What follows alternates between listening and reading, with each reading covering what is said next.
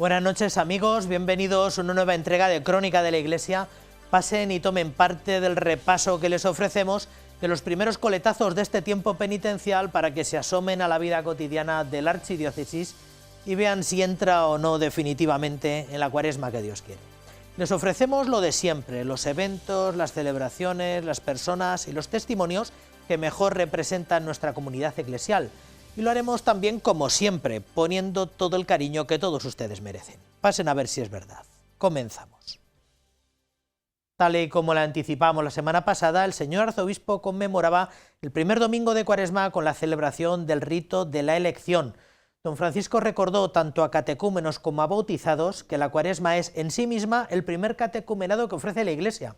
Todos los candidatos fueron llamados por el nombre cristiano con el que serán inscritos y fueron admitidos a una preparación más intensa que culminará en los sacramentos de iniciación cristiana en la próxima vigilia pascual. Al comienzo de la Cuaresma se celebra el rito de los elegidos, en el cual la Iglesia, una vez que conoce el testimonio de los padrinos y los catequistas y confirmando su voluntad los catecúmenos, juzga su preparación y decide si pueden acercarse a los sacramentos pascuales. Os acogemos con muchísimo cariño y a todos, tanto a los adultos como a los más pequeños, porque todos somos y queremos ser hijos de Dios.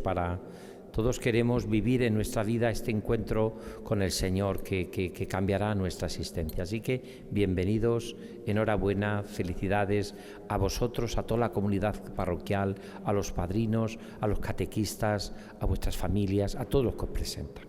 Enhorabuena. Por ello, el altar de la Catedral Primada acogía en el primer domingo de Cuaresma esta celebración que estuvo presidida por el señor arzobispo de Toledo. Todos los que estáis aquí, pues venís porque queréis ser cristianos, queréis bautizaros en el nombre del Señor. Y la suerte que tenemos es que este catecumenado está recomendado a que lo haga el obispo en la catedral, como estáis vosotros haciéndolo aquí, en este primer paso. Y domingo tras domingo vamos profundizando en lo que es nuestra vida cristiana, lo que es nuestra fe. 11 adultos y 4 niños recibirán los sacramentos de la iniciación cristiana durante la vigilia pascual. Como paso previo, este domingo participaron en el rito de los elegidos, una celebración en la que el señor arzobispo de Toledo recordó lo que significa ser elegido, ser cristiano. Tu nombre es lo que se dice en la transfiguración que se leerá el próximo domingo. Tú eres el Hijo amado de Dios, la hija amada de Dios, tú eres en quien Dios se complace y tu vida tiene que estar determinada por la escucha de la palabra de Dios. Luego vendrá el otro domingo, que será el domingo de la Samaritana, el agua otra vez, un signo bautismal. Jesús le dice a la Samaritana, tengo sed de tu amor. Porque no se puede ser cristiano, ni podemos vivir si no bebemos del agua viva que brota de su costado abierto. El prelado toledano señaló en su homilía que deben recibir el bautismo como una llamada a la santidad.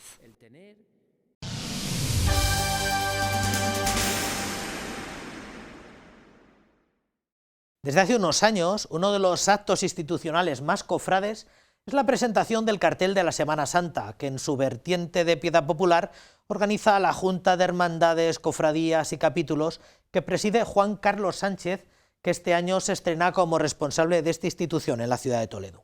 Este año han elegido como imagen una fotografía del Cristo Jesús Nazareno de la iglesia de Santiago del Arrabal, por aquello de que el año pasado se incorporaron novedades a su horario y a su recorrido procesional.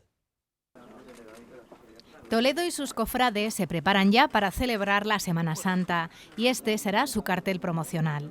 Este año la imagen elegida ha sido el Jesús Nazareno de la parroquia de Santiago el Mayor en una fotografía captada en Núñez de Arce. Es una imagen, vamos a decir, única ahora mismo porque esta procesión, esta hermandad cambió su procesión hace muy poco tiempo y como podéis comprobar, es una imagen captada en una de las calles de Toledo por las que tradicionalmente no procesionaba. Entonces tiene su encanto también tener esta imagen. La fotografía ha sido cedida por la Hermandad de la Esclavitud de Nuestro Padre Jesús Nazareno y su Santísima Madre de los Dolores. Esta talla policromada del siglo XVIII fue restaurada en el 2019, pero tuvo que esperar 2 años por la pandemia para salir a las calles de la ciudad. Y así lo hizo el último sábado de Pasión y por primera vez hasta la plaza de Zocodover. Esta hermandad pues estaba en el 19, estaba un poco decaída, ¿no? A punto de desaparecer. Entonces, bueno, pues unos hermanos muy devotos de esta imagen y de la Virgen, que también es parte de nuestra hermandad, pues nos hemos puesto un poco en marcha. Poco más se ha desvelado en este acto sobre la programación de la Semana Santa, que se presentará en los próximos días. El Ayuntamiento ha incrementado el presupuesto del convenio hasta los 37.500 euros. Han sido meses muy difíciles. Los cofrades estamos con Cáritas en Turquía, Cáritas en Siria. Los cofrades tenemos este año un programa precioso, que geolocalización, que nos dirán que va a ser una cosa pionera y chula, que podemos en tiempo real. Tenemos grandes conciertos, tenemos temas culturales, tendremos un pregonero magnífico y esto se aprobará en la Asamblea el próximo 9 de marzo en San José Obrero. La geolocalización para seguir el recorrido de los pasos será una de las principales novedades de la Semana Santa.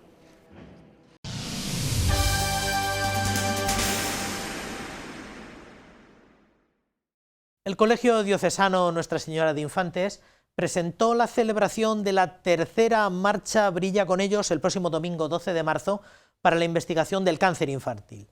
Esta iniciativa nació tras el fallecimiento de 2 alumnos del centro, Pablo y Beltrán, a causa de un cáncer.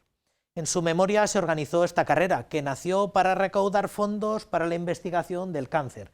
Se nos invita a participar en la marcha y después pasar un día en familia que acabará con una Eucaristía a las 5:30 de la tarde.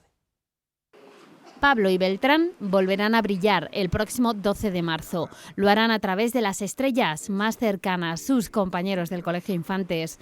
Esta es la tercera edición de una carrera y marchas solidarias que quiere aportar su pequeño granito de arena para luchar contra el cáncer infantil.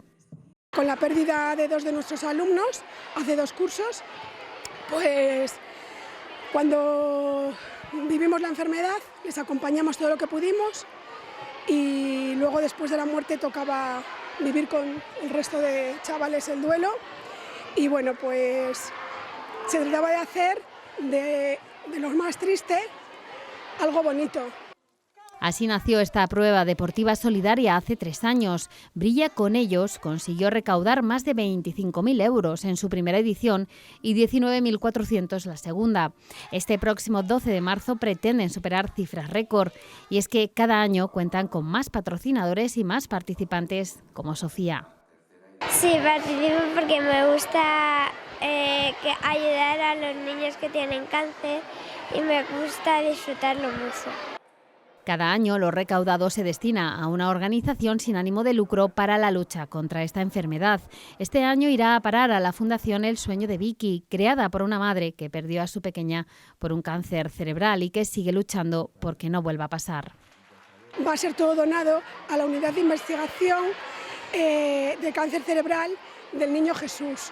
En esa unidad, que lleva vigente desde el 2017, trabaja el doctor Álvaro La Saleta, que es el que lo lleva, y Álvaro vio también a Pablo y a Beltrán en su momento. Entonces para nosotros es muy especial. La marcha comenzará a las 11 de la mañana y la carrera a las 12. Posteriormente se entregarán los trofeos y continuará esta jornada familiar con conciertos y comida para finalizar con una Eucaristía que presidirá el señor arzobispo de Toledo, don Francisco Cerro. Todo un día de alegría para superar la tristeza de su pérdida y para luchar contra una enfermedad que nunca debería tocarles a ellos.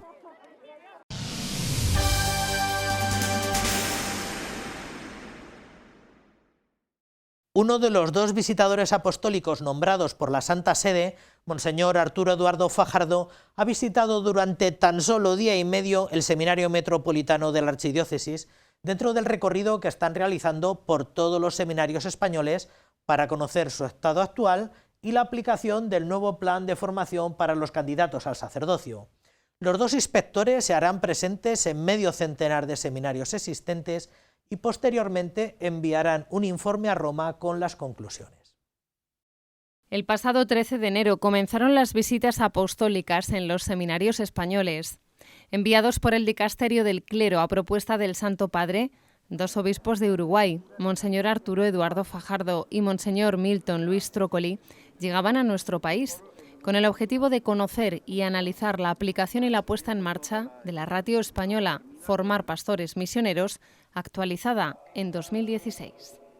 Somos dos obispos uruguayos con dos sacerdotes que hacen de secretarios, y la finalidad sobre todo es la puesta en práctica de la nueva ratio de formación sacerdotal, de lo que llamamos las nuevas intrusiones, a partir de una ratio internacional, que así se llama ese documento, sobre la aplicación de las 4 grandes dimensiones de la formación sacerdotal: la pastoral, la intelectual, la humano-afectiva y la espiritual, ¿no? Entonces, sobre eso hemos estado visitando los seminarios de España, conociendo, y bueno, ha sido una oportunidad muy linda de rezar también por las vocaciones en este seminario de Toledo y en todos los seminarios de España.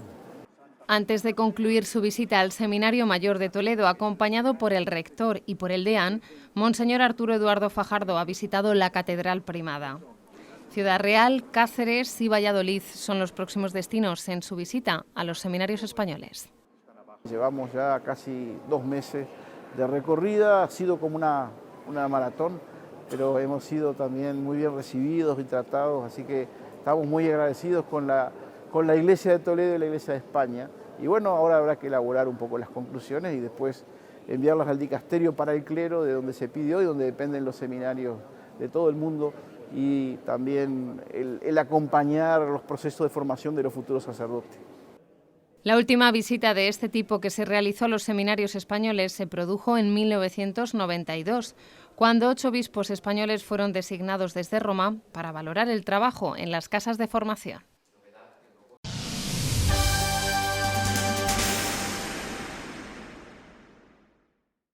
El pasado martes, la Conferencia Episcopal presentaba los datos de la asignación tributaria a favor de la Iglesia Católica en la declaración de la renta del año 22. Además del imprescindible desglose de cifras, la Iglesia de España renueva su compromiso de, al tiempo que recibe de los contribuyentes una cantidad de dinero para realizar su misión, se compromete a dar cuenta de las actividades realizadas. Agradecieron además a todas aquellas personas que han colaborado de alguna forma y animaron a seguir colaborando. Más X, más dinero, más oportunidades para responder a las necesidades que la sociedad demanda y también agradece a la Iglesia Católica. 84.000 contribuyentes, más del doble que el año pasado, decidieron en la declaración del año 2021 marcar la X a favor de la Iglesia Católica, que se ha traducido en un incremento de 25 millones en la recaudación final. Los motivos que explican la confianza de los ciudadanos en la Iglesia son diversos. Con independencia de que uno sea más creyente o menos creyente o tenga más afinidad hacia la moral de la Iglesia, lo que es incuestionable es la labor que se desarrolla en los más de 9.000 centros asistenciales, en las parroquias, las más de 4 millones de personas beneficiadas por todos estos servicios sociales, la inmensa labor que se realiza en materia educativa, cultural, evangelizadora. Y bueno, de vez en cuando hay un pequeño reconocimiento, que es este gesto sencillo de marcar la casilla. Más de 8,5 millones de españoles marcan la casilla de la Iglesia teniendo en cuenta las declaraciones individuales y las conjuntas, lo que supone el 31,29% de las declaraciones presentadas. El número total de declaraciones a favor de la Iglesia ha aumentado en 14 de las 17 comunidades autónomas, especialmente en Andalucía, en Madrid, en Castilla-La Mancha y la Comunidad Valenciana.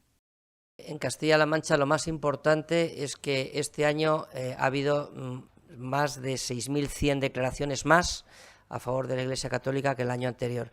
Yo creo que es el dato fundamental y clave, es decir, cerca de 7.000 declarantes nuevos han querido marcar la casilla de la Iglesia Católica.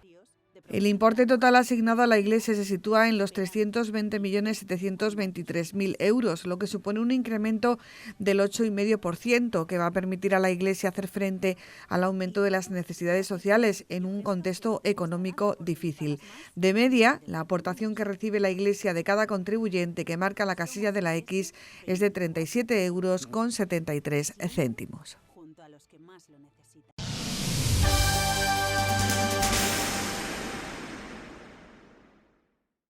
Siempre es un privilegio poder volver a acoger entre nosotros a un prelado, un obispo, que en su momento formó parte de este presbiterio, del presbiterio de la Archidiócesis de Toledo.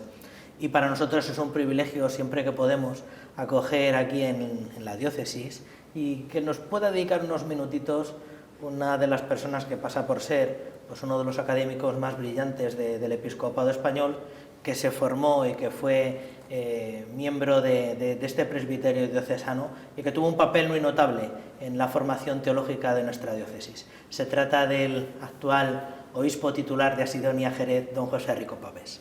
Don José, muchas gracias. Nada, al contrario, el agradecido soy yo por poder estar en esta que sigo considerando mi casa, en el corazón. ¿Echa de menos estas instalaciones? ¿Echa de menos el estudio teológico? Pues en algunos momentos sí. Cuando uno está, aunque tenga también actividad más directamente pastoral, dedicado a la docencia, pues tiene un ritmo de vida más ordenado, que eso ahora sí que lo echo de menos. O sea, el orden que marca el estudio, la investigación, la docencia, es algo que ahora ya es muy difícil conseguir. Y echa de menos, por lo que veo también, sí, pues el ritmo de vida académico. En algunos momentos sí. Y bueno, yo la considero más exigente el ritmo de vida académico. Si uno quiere servir a la Iglesia, pues como la Iglesia nos pide, pues que algunas tareas.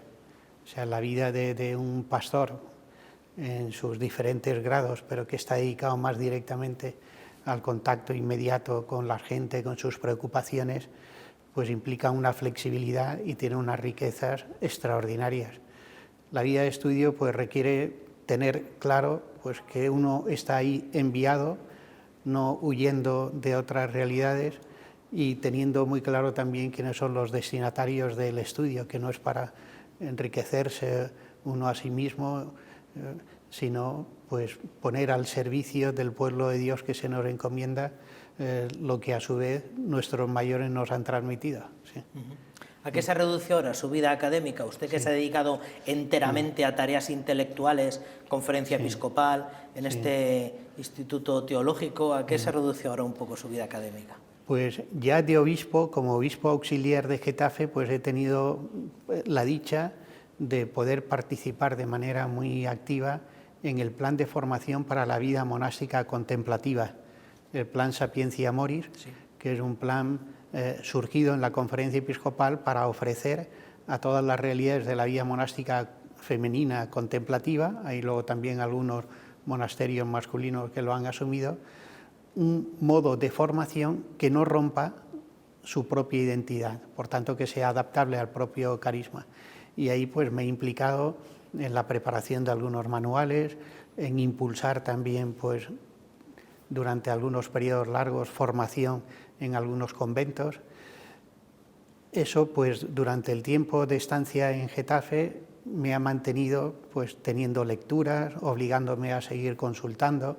También allí pues he colaborado en el estudio teológico, en el Centro Diocesano de Teología, y puntualmente pues también fui invitado justo el curso que estalló la pandemia, pues a un curso monográfico en la Facultad de Teología de la Universidad de Navarra, o sea, cosas puntuales. Y ahora este año, en enero, pues he impartido un curso monográfico también en la Facultad de Teología San Leandro de Sevilla. O sea, ahora ya son cosas puntuales. Usted estuvo aquí en el Centro, en el Instituto Superior de Ciencias Religiosas desde el 98 hasta el 2012, muchos años como director. Y después obispo de Getafe. ¿Qué tal su obispo auxiliar de Getafe? Auxiliar de Getafe. ¿Cómo recuerda sus años de auxiliar de Getafe, don José? Bueno, pues han sido años privilegiados de aprendizaje como obispo, de conocimiento de una realidad eclesial muy distinta de la que hasta entonces conocía. Casi una década, ¿verdad? Sí, con han toda sido la broma. 9 años. 9 años. La diócesis de Getafe abarca toda la zona sur de Madrid, ya supera el 1.700.000 habitantes y es una zona con retos evangelizadores pues de gran importancia.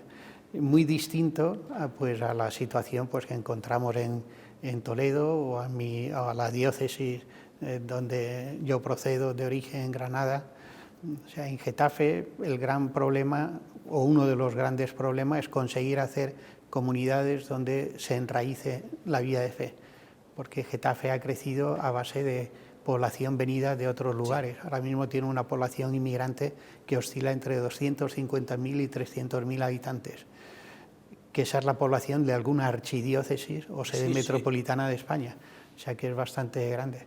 Entonces, bueno, hay retos evangelizadores distintos.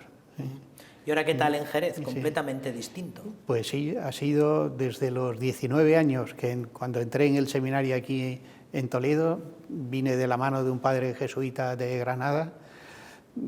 En realidad, quitando un curso, no había vuelto con destino pastoral a estar en Andalucía. Y ahora, al volver, pues descubro con alegría pues la fuerza de la piedad popular, especialmente pues de las hermandades y cofradías, y cómo esta fuerza ha conseguido y está consiguiendo poner freno a la secularización creciente que estamos padeciendo en otros lugares de España. Incluso, yo esto lo he comentado, no siempre ha sentado bien que lo haya dicho así, pues yo veo hoy que todavía las hermandades, en la parte al menos occidental de Andalucía, y yo creo que también en toda Andalucía en general, pues se consigue crear espacios donde la fe se transmite de generación en generación. Esto hay colegios, incluso, que son de titularidad católica, que ya no lo logran. Y desgraciadamente, incluso familias y los padres sufren al ver que no transmiten la fe a sus hijos. Y sin embargo, en las hermandades se crea ese espacio espontáneo en el que, en torno a unas devociones concretas, unos titulares, unas imágenes, pues esa transmisión de la fe se hace posible. De manera que la denostada piedad popular durante los años 80 y comienzos de los 90, aquello que parecía que era una rémora, que en fin, que había que quererlo, pero que no había que cargarse nada, pero bueno, que está siendo verdaderamente útil en este momento. Sin duda, sin duda. Y tiene un potencial evangelizador enorme. Así nos lo ha recordado el Papa Francisco en la visita ad limina que tuvimos en enero del año pasado. Las diócesis de Andalucía, junto con las extremeñas y Murcia y las Islas Canarias, tuvimos el encuentro con el Papa y claro, siendo las diócesis mayoritariamente de Andalucía, el tema de la piedad popular, de las hermandades, salió en el diálogo y el Papa nos invitó a recuperar enseñanzas de San Pablo VI, en la exhortación apostólica Evangelii Nunciandi, nos decía el número 48, sigue siendo. Y entonces algún hermano obispo le decía, y dice, bueno, pero usted también nos ha hablado en Evangelii Gaudium de la importancia, sí, pero yo lo he copiado del Papa Pablo VI, ¿no? Y entonces, ¿verdad?, hemos vuelto ahí y el Papa Pablo VI pues llama la atención la importancia de purificar elementos que se pueden dejar llevar de la superstición o de otras consideraciones, pero habla del potencial evangelizador de la piedad popular. Y esto pues tiene una actualidad enorme. ¿Cómo definiría la iglesia que peregrina en Asidonia Jerez? Muchos dicen, esas diócesis pequeñas son la expresión más viva de lo que tiene que ser la iglesia. Un obispo, unos cuantos presbíteros y mucha cercanía. ¿Cómo definiría? Bueno, no es tan pequeña, en población igual a Toledo. Anda. O sea, estamos en 550.000, superamos, la provincia de Cádiz supera el 1.000.000 de habitantes. Caramba. Y está dividida naturalmente por el río Guadalete, la parte norte del río, que la que limita ya con Sevilla, esto es la diócesis de Jerez, pero numéricamente, aunque la población es la misma que la diócesis de Toledo, el territorio es mucho más reducido y el número de sacerdotes es mucho más reducido, pero al estar más concentrado, luego es una diócesis muy variada, una riqueza geográfica, siendo un territorio pequeño, tenemos una zona de sierra única y singular en toda Europa. El punto de Europa donde más llueve, esto puede alguno decir, esto se lo ha inventado, es una exageración, que lo verifique, se encuentra en la provincia de Cádiz, en la sierra de Grazalema, que es se crea ahí un microclima que produce además un tipo de vegetación única, que solo tiene paralelo en Europa en los Urales, o sea, en plena Rusia, que es el pinsapo, que es una especie protegida de árbol, por ser, digo, la zona donde más llueve y tenemos nieve también en invierno. Pero a la vez tenemos una zona, el litoral de costa, con una riqueza extraordinaria y que probablemente las mejores playas de España. Pues de la zona sur de Cádiz es verdad que tiene otras que igualen y pueden superar. Pero bueno, Sanlúcar de Barrameda, capital gastronómica de Andalucía, lo ha sido durante este año, esto es diócesis, el puerto de Santa María, Rota, Chipiona, pues son lugares que en verano multiplican la población. Desde el punto de vista pastoral, pues también es un reto. ¿Y cuál es su compromiso actual dentro de la conferencia episcopal? Pues desde abril del año pasado, del 22, pues estoy de presidente en la Comisión Episcopal de Evangelización, Catequesis y Catecumenado, que reúne lo que hasta la última reforma era la subcomisión de catequesis y la comisión de pastoral. Se encarga pues un poco de la atención a los vicarios, sobre todo la transmisión de la fe en sus diferentes versiones. Sí. Esa es de las que han refundido recientemente. Exacto. Sí. Y se han convertido en una especie como de vagón grande donde está... Sí, un poco imitando, aunque esta reforma se hizo en la conferencia episcopal un poco antes, pero ya había noticias como se iba a hacer en la Curia Romana, se ha hecho imitando la reforma de Predicate Evangelium con la que el Papa Francisco ha reformado la Curia Romana. O sea, se trata de que haya un área que se ocupe de la tarea evangelizadora, y no solo de la tarea evangelizadora, sino del proceso para formar cristianos. Por eso, evangelización, catequesis, catecumenado. En la Santa Sede, el dicasterio gemelo o homologable a su... pasa por ser uno de los más importantes, ¿no? Bueno, con la orientación evangelizadora que se quiere dar ahora a todo, es evidente. O sea, de lo que se trata con las expresiones del Papa Francisco es de poner a la Iglesia en estado de misión. ¿Qué significa? Pues que todas nuestras actividades, nuestras propuestas tengan siempre de frente este propósito, compartir con todos la alegría de creer, llevar a todos el Evangelio, llevar al encuentro con Cristo. Entonces, esta comisión se encarga de coordinar esto a nivel de las diócesis en sus diferentes expresiones. El presidente de las comisiones siempre es un obispo, y a veces uno tiene la impresión que ahí el que lleva la carga del trabajo es el secretario, ¿no?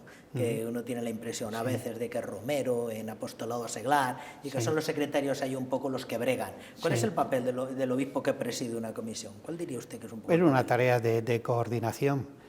Al menos esta comisión en la que yo me encuentro, a la que ya pertenecía cuando era subcomisión de catequesis, yo estaba responsabilizado del área de catecumenado y coordinaba los encuentros de catecumenado de adultos de todas las diócesis. Pues esto mismo, ahora diríamos bajo un paraguas más amplio. Entonces, la comisión está formada por diferentes obispos, cada uno de los cuales tiene la responsabilidad sobre un área. La reforma que se ha hecho en la conferencia episcopal, y en parte pues pienso que también en la curia, tenía como objetivo pues suprimir duplicidades, concentrarnos en lo realmente importante, y el ejercicio de coordinación lo que quiere es ir en esta dirección. Y luego efectivamente el trabajo importante y diario es el que lleva el equipo que está ahí trabajando todos los días.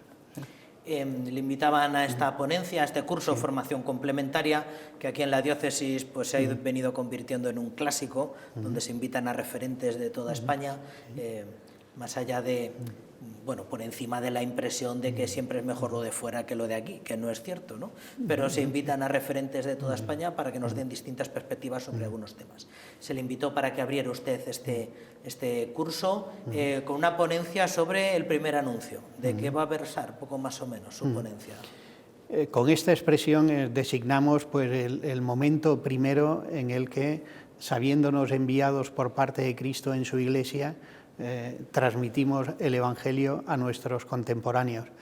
Hoy se pone el acento en este primer momento, dada pues, la constatación, al menos en países de vieja cristiandad, y es que constatamos que incluso muchos que acuden a la catequesis o que frecuentan celebraciones de la Iglesia no han tenido un encuentro verdadero con el Señor.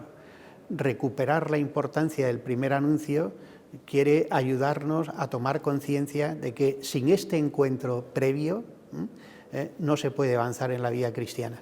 Es la expresión con la que abría Benedicto XVI su primera encíclica. No llegamos a ser cristianos por un razonamiento, sino por un acontecimiento, el encuentro con una persona que cambia la vida. Este encuentro es lo que debemos cuidar en el ámbito de la catequesis, en el ámbito de la enseñanza religiosa, en el ámbito del testimonio. O sea, todo lo que la Iglesia hace es para ayudar a otros a encontrarse con el Señor.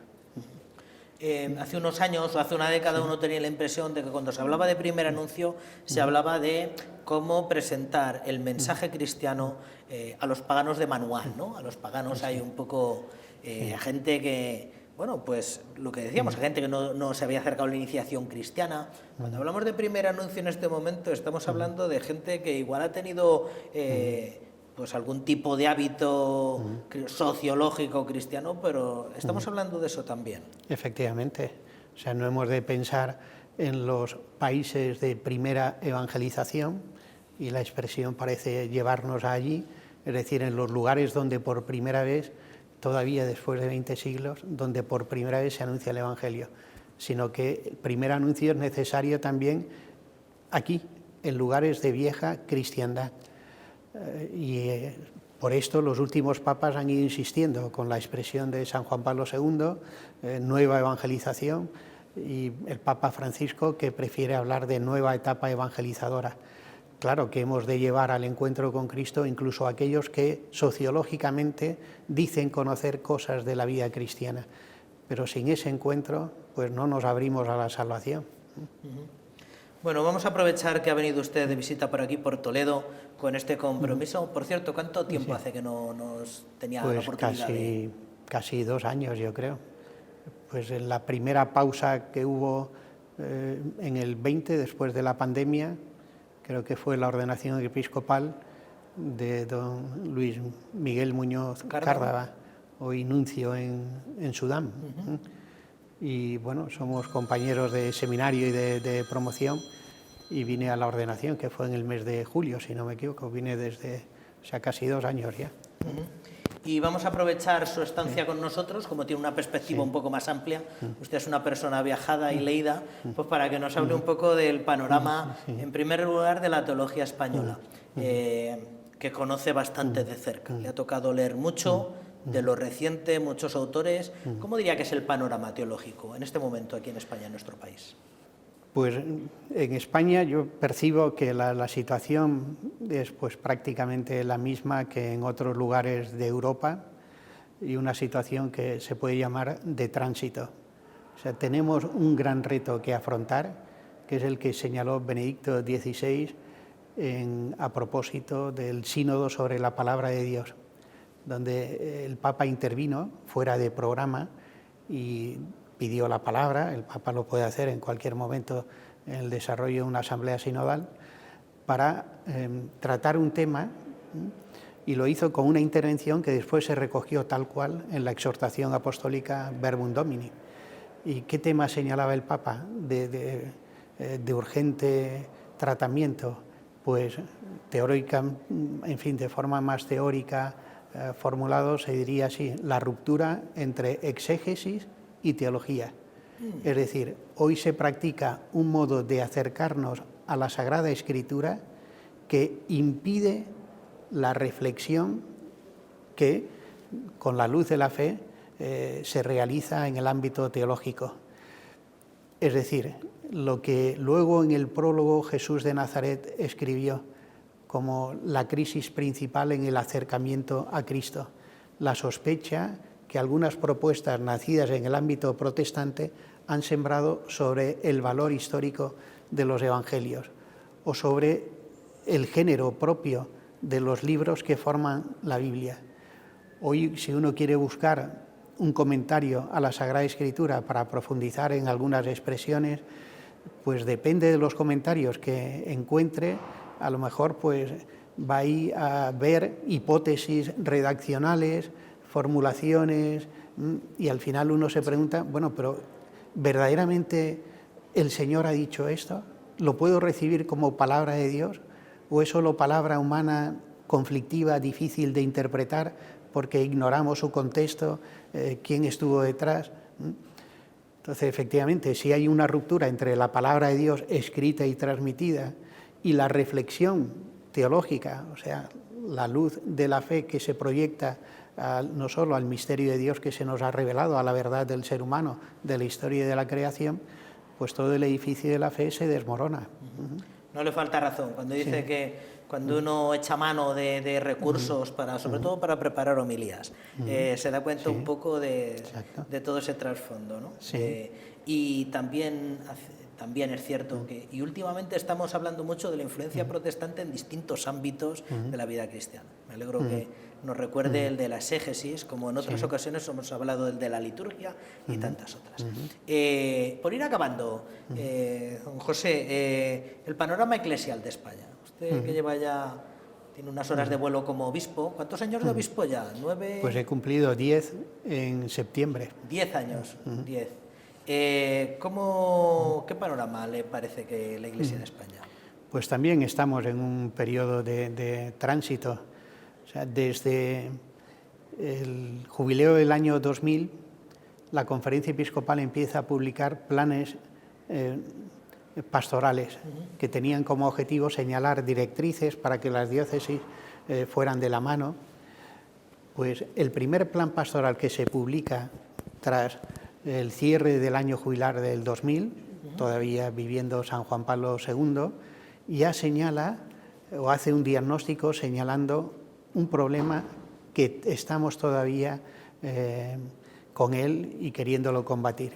En ese plan pastoral ya se decía que el principal problema al que tiene que hacer frente la Iglesia en España no se encuentra fuera de ella, sino que se encuentra dentro. Y ese problema se llama secularización interna.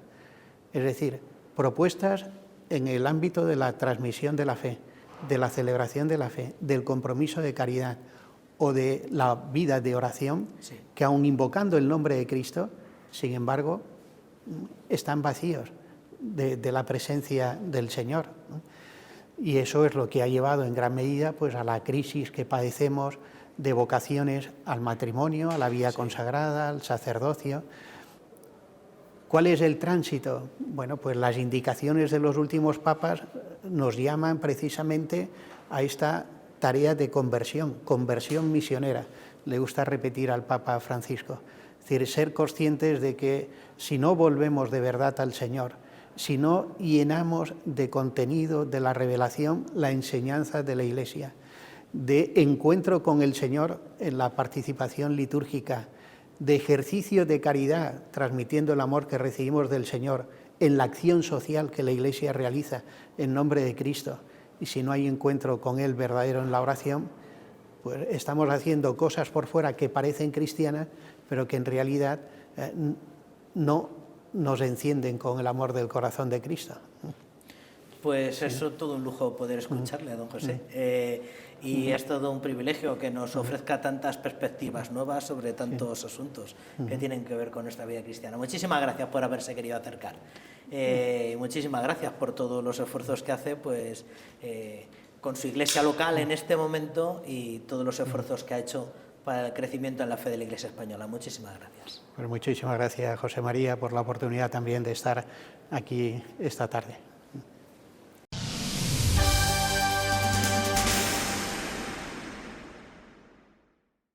En el año 75 se fundó un centro de estudios de teología espiritual que, con el impulso del cardenal González Martín, realizó una notable labor en la difusión de la teología espiritual, a través de la organización de semanas de teología y de su servicio de publicaciones.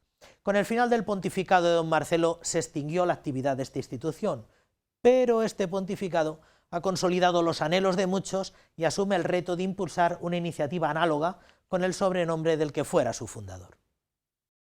El pasado mes de mayo fue erigido como fundación canónica de la Archidiócesis de Toledo y el 2 de diciembre de 2022 en el Arzobispado se reunieron los patronos para constituir la Fundación Centro de Estudios de Teología Espiritual, Cardenal González Martín. El decreto de constitución tiene fecha de 30 de mayo y los patronos fueron nombrados el pasado 15 de noviembre. El CT, que fundó el cardenal Marcelo González Martín, recupera su actividad y mantiene sus objetivos al servicio de la difusión de la teología espiritual. Dentro de esos objetivos está el promover la investigación de la teología espiritual y al mismo tiempo también la difusión. Siempre las dos cosas van como muy unidas. No queremos solamente una teología, digamos, cerrada a los círculos académicos y a los grandes especialistas, sino desde ahí, para que sea algo serio, que también se divulgue, ¿no?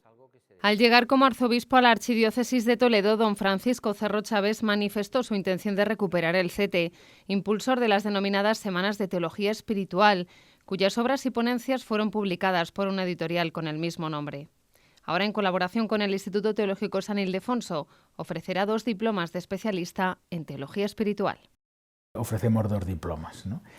Podríamos decir el máster en Teología, además de obtener el título de máster en Teología, aquellos que cursan el paquete de asignaturas del CETE tienen un título añadido, que no es un grado académico, pero sí es un título, digamos, también de ámbito académico, no de grado, insisto, también lo pueden obtener.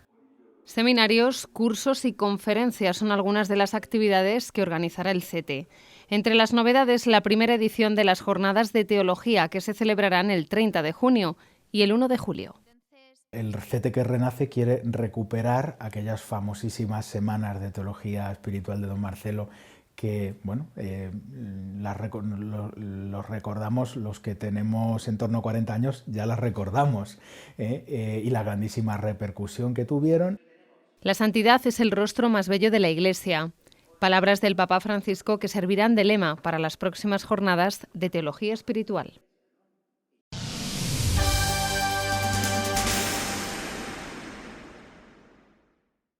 Esta semana también ha tenido lugar la segunda cita para este curso del Colegio de Arciprestes en la Casa Sacerdotal.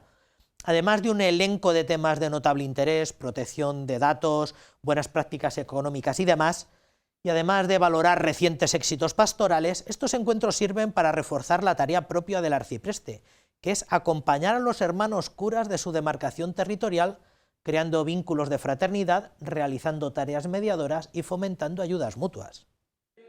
Nuestra Archidiócesis de Toledo está formada por 26 arciprestazgos repartidos en las 4 vicarías territoriales. Al frente de ellos, 26 sacerdotes como responsables y con la misión de hacer llegar los temas de interés pastoral de nuestra diócesis a todas las parroquias. Se han reunido en la Casa Sacerdotal de Toledo, donde se ha presentado la guía de implementación de la normativa sobre la protección de datos de la Iglesia Católica en España. Va a venir a informar la delegada de protección de datos, que es una mujer, la nombró el señor arzobispo en sustitución de un servidor, y conjuntamente con el canciller pues vamos a ver cómo podemos implementar en las parroquias ese protocolo al cual estamos obligados. Nos guste más, menos o regular, pero la ley nos obliga y es bueno que exista ese hecho. Durante el encuentro, el vicario para los asuntos económicos ha informado sobre cómo gestionar los estipendios en las parroquias para cumplir con lo establecido por la legislación tributaria. Cómo regular de un punto de vista civil, porque canónicamente está regulado los estipendios de las misas y las limosnas que se reciben con ocasión pues, de la administración de los sacramentos. Como bien sabemos, no es un precio, no es un pago, porque los sacramentos no se compran, no tienen precio, sino que con ocasión de la Eucaristía, con ocasión de los sacramentos, el fiel cristiano que pide el sacramento o el fiel cristiano que quiere ofrecer la Eucaristía por una intención de un vivo, de un difunto, pues colabora con esa limosna. Sobre este tema, una comisión en nuestra archidiócesis ha elaborado un documento sobre buenas prácticas respecto a los estipendios en las parroquias.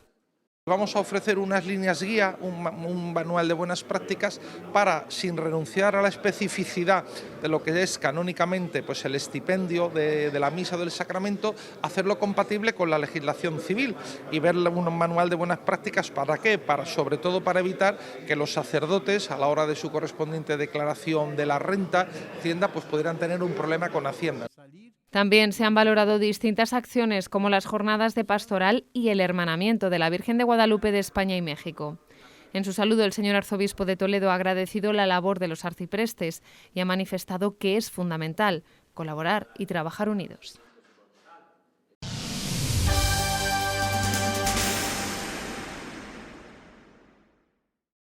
El solicitadísimo Salón de Actos del Colegio de Infantes acoge este fin de semana la fase diocesana del Festival de la Canción Misionera.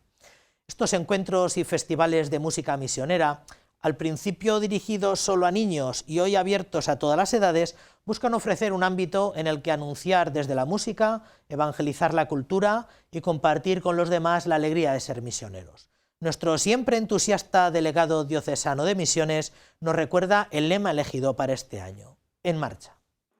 La Dirección Diocesana de Obras Misionales Pontificias, junto con la Delegación Diocesana de Misiones, convocan un año más el Festival de la Canción Misionera, cuyo lema para este año 2023 es En marcha.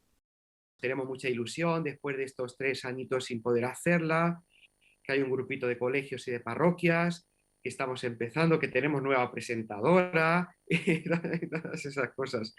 Y ya hemos hablado del misionero diocesano también, ya aquí no paramos después de una cosa otra, que será pues el último jueves de mayo y que algunos podrán estar, si Dios quiere, ¿no?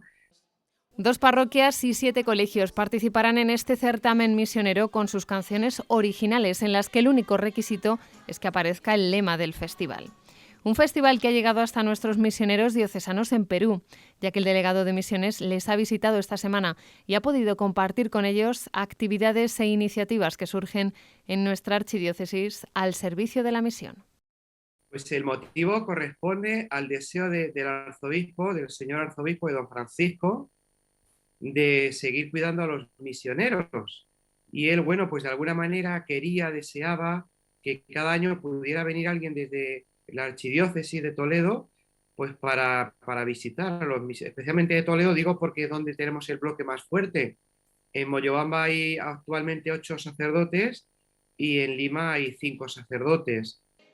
El Festival de la Canción Misionera se celebrará este sábado 4 de marzo en el Salón de Actos Jesús Hornillos del Colegio Diocesano de Nuestra Señora de los Infantes de Toledo, desde las 10 de la mañana hasta la 1 del mediodía.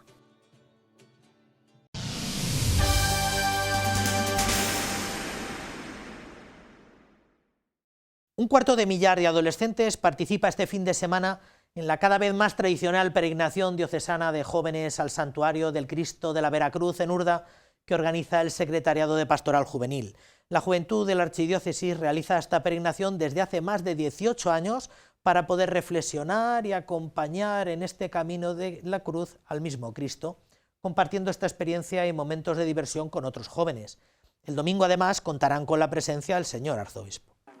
260 jóvenes participarán este fin de semana en la peregrinación diocesana a Urda.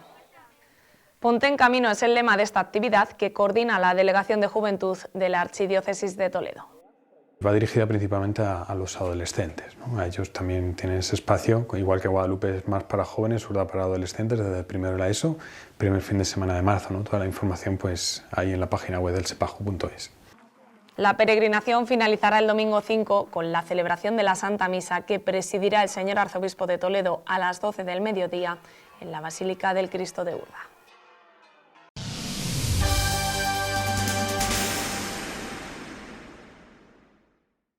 El Templo de San Juan de los Reyes acogerá en unos días la 12ª edición del certamen musical solidario que organiza la Hermandad del Santísimo Cristo de la Humildad, que contará este año con la participación de 2 agrupaciones musicales andaluzas. Con ello, esta hermandad cumple con un doble compromiso: el de traer a la ciudad lo más destacado de la música cofrade del momento y el de colaborar en la caridad con los que más lo necesitan, como son los pertenecientes a la Asociación de Familiares de Alzheimer. Toda cofradía debe ir más allá de dar culto a sus titulares. Por este motivo, la Hermandad del Santísimo Cristo de la Humildad organiza cada año el certamen solidario de agrupaciones musicales. Esta es la 12ª edición en la que de nuevo todo lo recaudado irá destinado a la Asociación de Familiares de Enfermos de Alzheimer, una edición que incluye novedades. Viene la agrupación musical El Carpio, que es la agrupación que nos acompaña a nosotros en nuestro miércoles santo en la estación de penitencia, y nos acompaña también la agrupación musical Santa María de Araal de Sevilla, que es la primera agrupación que hubo de música en toda Andalucía.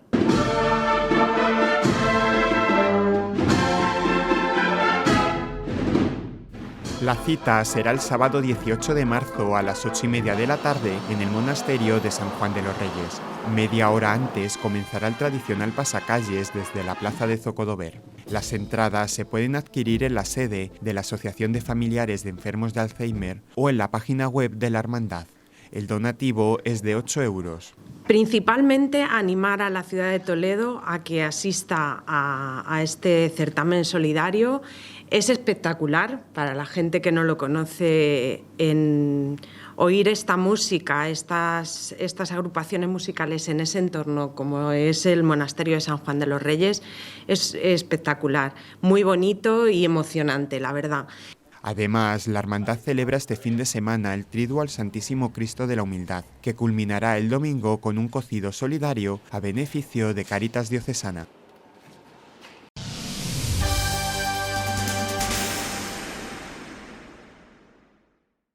Pues como ven, también los del Cristo de la Humildad organizan este fin de semana un cocido solidario a beneficio de Cáritas Diocesana para que se pueda llegar a las familias con menos recursos que no pueden hacer frente a los gastos del día a día. Una Cáritas Diocesana, la nuestra, que no da abasto en atender demandas dentro y fuera de la archidiócesis. Ya son más de 250.000 euros, lo que la Iglesia de Toledo ha hecho llegar a la campaña de emergencia con Ucrania, además de emplearse en la recepción y acogida de refugiados inmigrantes. Y un día después, el domingo, la Cofradía del Santísimo Cristo de la Humildad organiza un cocido solidario a beneficio de Cáritas Diocesana. Con esta iniciativa se pretende ayudar a las familias de la archidiócesis que son acompañadas por Cáritas. Un cocido que permitirá, con los donativos que se entreguen, pues ayudar a todas las familias de las acogidas de Cáritas en los distintos programas diocesanos. Todos los donativos que se entreguen pues ayudará en las necesidades básicas, al pago de suministros, de medicinas, las necesidades escolares de las personas que estamos acompañando. El cocido se servirá a las 3 de la tarde el próximo 5 de marzo en el restaurante El Telón de la calle Jarama. El donativo serán 20 euros. Cáritas Diocesana ha enviado 262.000 euros a la campaña de emergencia por Ucrania. Desde el inicio del conflicto se unió a la campaña de Cáritas Española, centrando sus esfuerzos en la captación de fondos para ayudar sobre el terreno. Pero también Cáritas Diocesana ha colaborado con otras instituciones como ACEN o Cáritas parroquiales en la atención y el acompañamiento a las familias ucranianas. Cáritas también forma parte del Comité de Respuesta Provincial para la Emergencia de Ucrania, una mesa de trabajo en la que están representadas todas las administraciones públicas y las entidades sociales para establecer mecanismos de coordinación eficaz y eficiente y canalizar así la ayuda a Ucrania.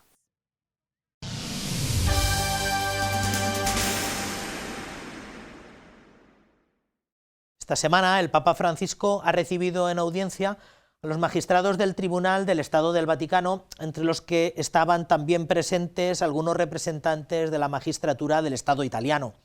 El objetivo del encuentro era el de contribuir a favorecer el conocimiento y el diálogo entre personas comprometidas en el mundo de la justicia. El Santo Padre Francisco les ha pedido realizar un discernimiento riguroso que impida el desarrollo de una fría moral de escritorio en el tratamiento de las cuestiones más delicadas. Con ocasión de la inauguración del 94º año judicial del Tribunal del Estado de la Ciudad del Vaticano, el Papa Francisco recibió el 25 de febrero al grupo de magistrados. Todo compromiso por la paz implica y exige un compromiso con la justicia. La paz sin justicia no es verdadera paz, no tiene fundamento sólido ni posibilidad de futuro. Y la justicia no es una abstracción ni una utopía. En la Biblia, es el cumplimiento honesto y fiel de todo deber para con Dios. Es hacer su voluntad. El Santo Padre también ha compartido cómo operan los tribunales del Estado de la Ciudad del Vaticano, que desempeñan un valioso papel en beneficio de la Santa Sede cuando se trata de resolver litigios civiles o penales. Se trata de litigios que por su propia naturaleza escapan de la competencia de los tribunales de la Santa Sede y de los tribunales económicos y deben juzgarse sobre la base de un complejo entramado de fuentes canónicas y civiles, como el previsto por el Sistema Vaticano, cuya aplicación requiere conocimientos específicos. Francisco les pide realizar un discernimiento riguroso que impida el desarrollo de una moral fría de escritorio en el tratamiento de las cuestiones más delicadas.